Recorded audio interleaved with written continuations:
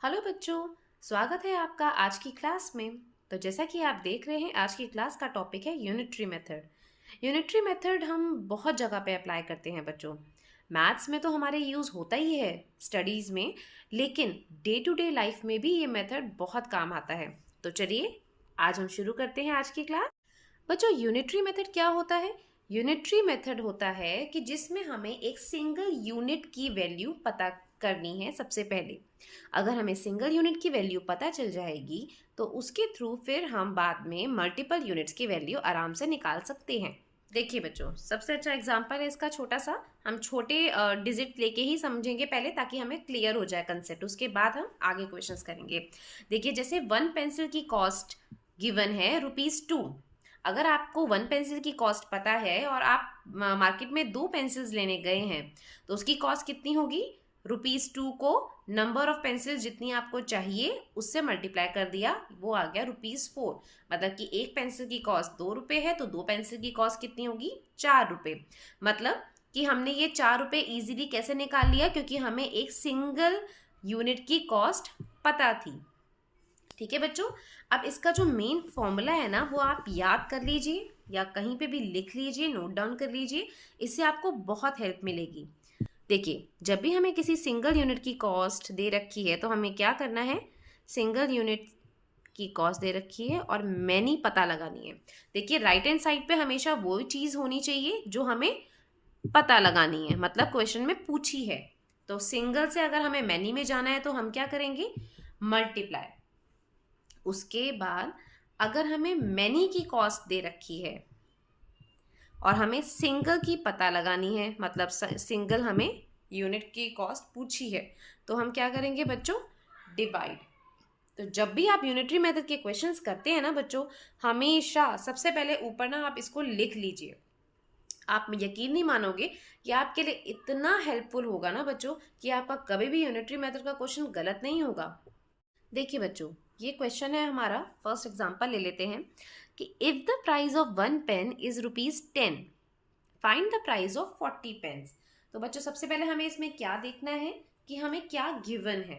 Okay, तो हमें given क्या है बच्चों? इसमें वन पेन का प्राइस ₹10 गिवन है, मतलब कि हमें सिंगल गिवन है, सिंगल यूनिट का प्राइस।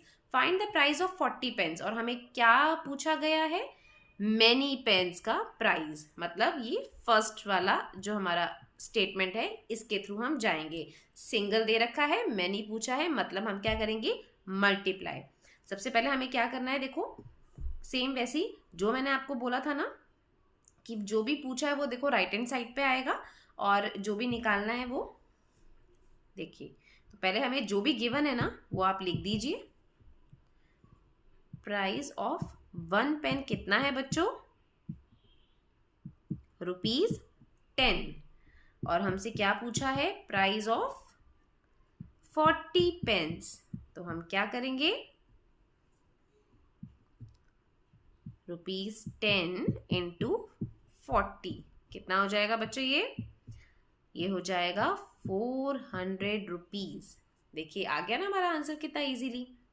बस आपको एक बार ये इक्वेशन ज़रूर समझनी है।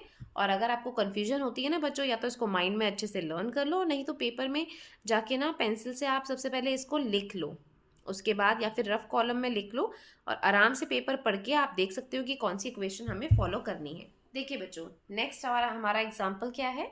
If the price of 4 notebook is ₹200, मतलब हमें 4 नोटबुक की प्राइस दे रखी है, मतलब मैनी की प्राइस दे रखी है, मल्टीपल यूनिट्स की। एंड बुक तो हमसे पूछा क्या है? एक नोटबुक का प्राइस पूछा गया है। इसका मतलब मैनी गिवन है और सिंगल यूनिट का प्राइस पूछा गया है, तो मतलब ये वाली इक्वेशन फॉलो होगी। इसमें क्या होगा बच्चों? डिवाइड। तो हम पहले क्या करेंगे? वैसे ही जैसे हमने पहले लिखा था, जो भी गिवन होता है ना, सबसे पहले वो ही लिखते हैं।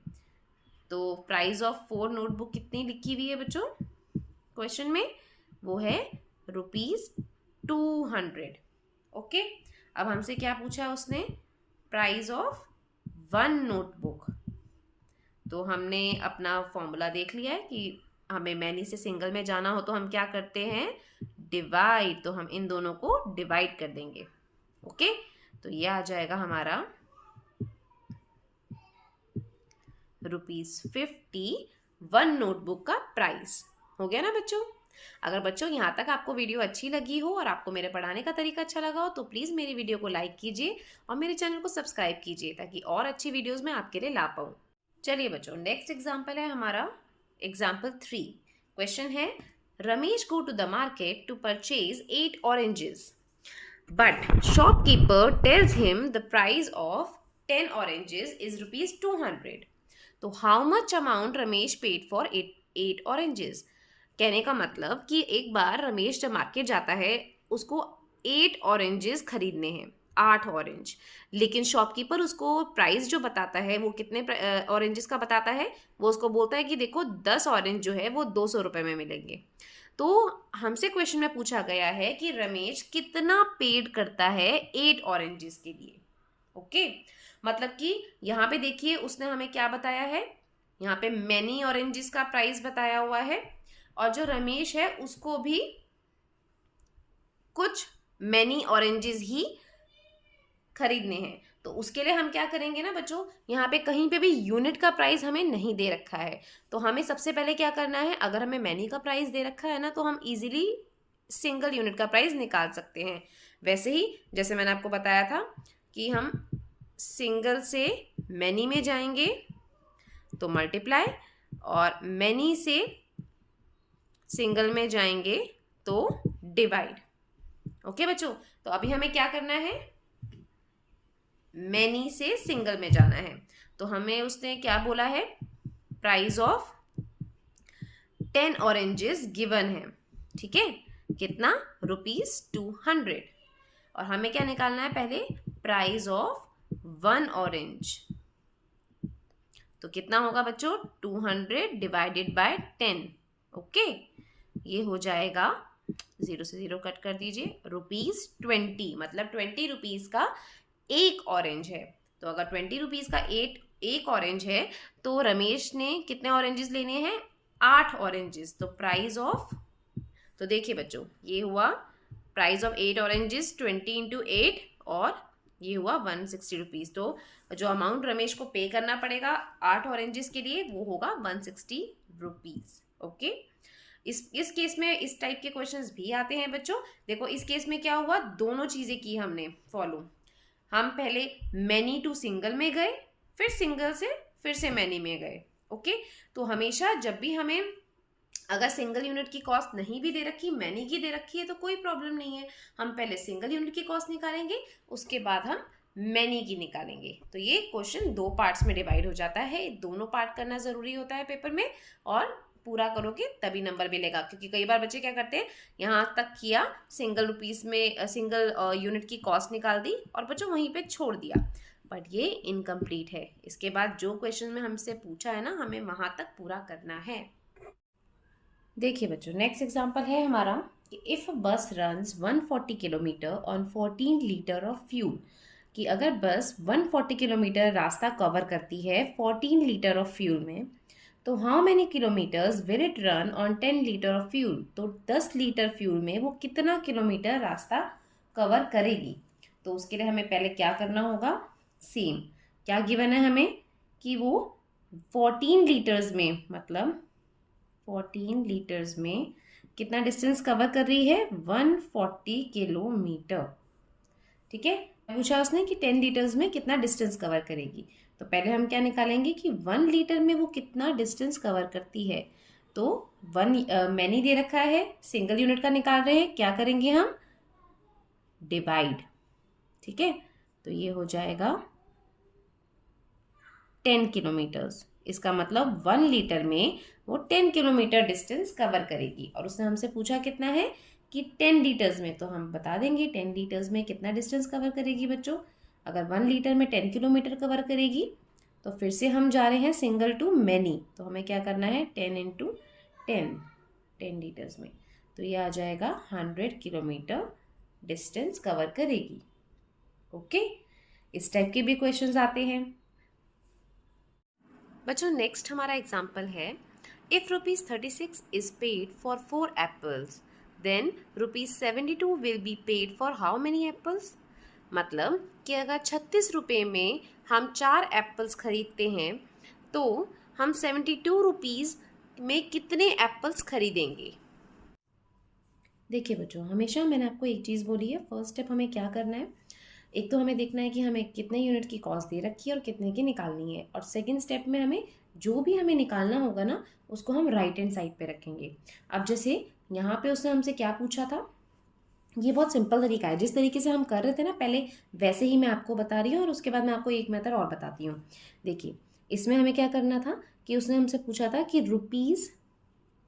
₹36 में कितने एप्पल्स आते हैं, 4 एप्पल्स। ओके, और वो क्या पूछ रहा है हमसे कि 72 रुपीज़ में कितने एप्पल्स आएंगे, नंबर ऑफ एप्पल्स। तो मैं क्या करती हूँ, मैं ऐसे भी कर सकती हूँ कि मैं 1 रुपये में कितने एप्पल आएंगे बच्चों, यहीं से सिंगल में जा रहे हैं तो क्या करेंगे, डिवाइड। तो 4/36 मतलब ₹1 में कितने एप्पल आएंगे, 4/36। ओके बच्चों, देखिए बच्चों 1 रुपीज़ में कितने एप्पल्स आएंगे, नंबर ऑफ एप्पल्स, वो तो मैंने निकाल दिया।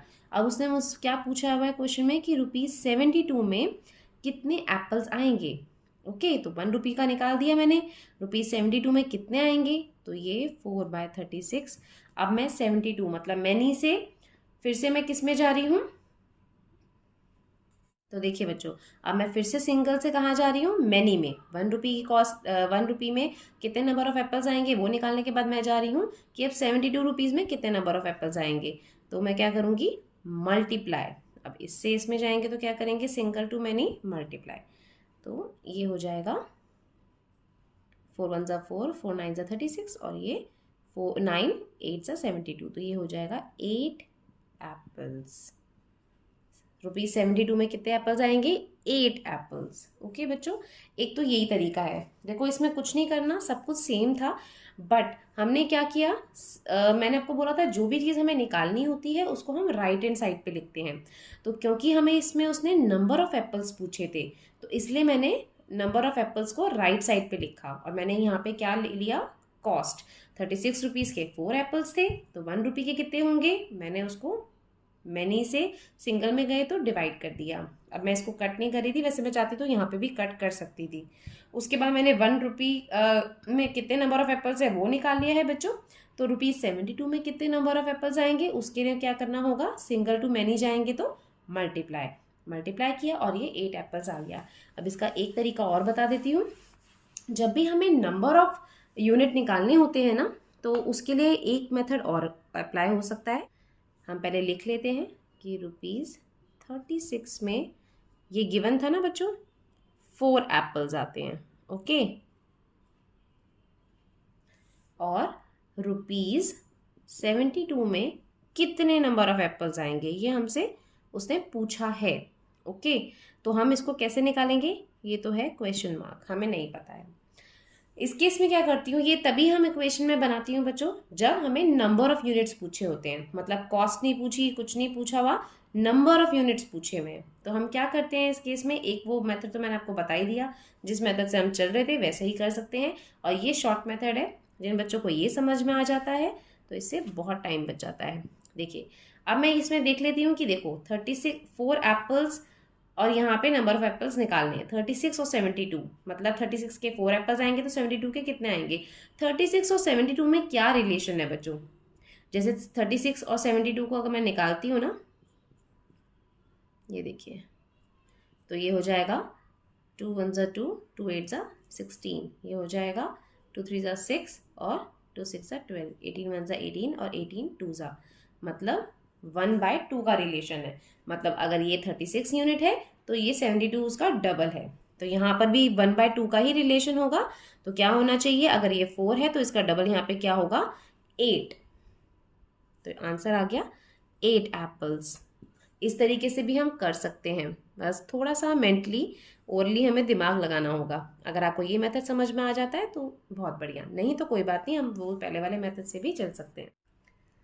चलिए बच्चों, इसको भी हम वैसे ही मेथड से, सेम वैसे ही क्वेश्चन है उसी टाइप का। इसमें देखो क्या पूछा है, if 50 kg of rice cost ₹1000, 50 kg of rice की कॉस्ट है ₹1000, तो उसने बोला है कि 500 रुपये में कितने kg ऑफ राइस आएगा, how many kg of rice we can buy in ₹500। तो ये भी उसी तरीके का क्वेश्चन है बच्चों, इसमें भी हम या तो क्या कर सकते हैं, 2 तरीके हैं, वही मैं आपको बता देती हूँ। एक तो जैसे कि मैंने आपको बताया था कि जो चीज़ हमें दे रखी है वो हमेशा क्या कहाँ पे आती है, लेफ्ट हैंड साइड पे, और जो चीज़ निकालनी है वो आती है राइट हैंड साइड पे। तो उसने हमें पहला क्या दे रखा है कि ₹1000 में उसने कितने राइस खरीदे, 50 kg। ठीक है, तो अब उसने हमसे कितना पूछा है कि कितने केजी राइस आएंगे 500 रुपये में। तो उसके लिए पहले हम क्या करते हैं, हम निकाल लेते हैं कि ₹1 में कितने केजी ऑफ राइस आएंगे।